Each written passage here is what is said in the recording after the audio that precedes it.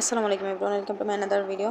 অনেকেই কেকটা দেখার পরে বলেছিলেন যে same to same cake order করতে যাচ্ছেন, কিন্তু যখনই কাস্টমাইজ চার্জের কথা শুনেছেন তখনই বলতেছেন যে এটা তো আপনাদের পেজেই কাজ করা, আপনাদের পেজ থেকে আমি ডিজাইন দিয়েছি, তাহলে কেন কাস্টমাইজ চার্জ দিব। তো আপনাদের জন্যই কিন্তু এই ভিডিওটা মূলত করা। আসলে যে আপুটা আমার কাছে কেকটা অর্ডার করেছিল তিনিও কিন্তু কাস্টমাইজ চার্জ দিয়েই কেকটা অর্ডার করেছে। তো সেক্ষেত্রে আমি কি আপনাদের থেকে কাস্টমাইজ চার্জ নেব না? এটা আমি আমার পেজে আপু বলাতেই তো করেছি, তাই না? তো উনি যেহেতু কাস্টমাইজ চার্জ দিয়ে কেকটা নিয়েছেন এবং কাস্টমাইজ চার্জ এখানে অ্যাড করা লাগবেই, কারণ এখানে আলাদা অনেকগুলো কাজ আছে। আর এটা 2 টায়ার কেক, 5 পাউন্ডের ছিল, ভ্যানিলা ফ্লেভারের। অনেকে আবার বলতেছেন যে আমরা ভ্যানিলা ফ্লেভারের প্রাইসটা বেশি রাখতেছি। আপনারা আসলে কাজগুলো দেখলে বুঝতে পারবেন যে আমাদের প্রতিটা লেয়ারে কী কী জিনিস যাচ্ছে। আর আপনারা যদি অর্ডার করতে চান তাহলেই দয়া করে নক দিবেন, অযথা প্রাইস জানার জন্য নক দিয়ে আমাদের সময়গুলো নষ্ট করবেন না। তার সাথে হচ্ছে অনেকে কাস্টমাইজ নিয়ে চার্জ নিয়ে কিন্তু আমাদের সঙ্গে বার্গেনিং করেন বেশি।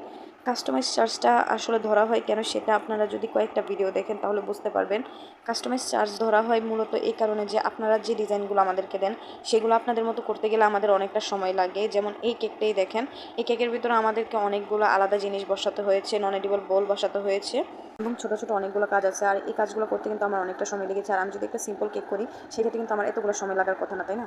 আপনারা অনেকে আমাকে মেসেজ দিচ্ছেন কিন্তু রিপ্লাই দিতে দেরি হচ্ছে। তো কাইন্ডলি আপনারা একটু সময় নিয়ে আমাকে মেসেজ দিবেন, কারণ আমি একটু অসুস্থ, যার জন্য তাড়াতাড়ি রিপ্লাই দিতে পারি না। ধন্যবাদ সবাইকে।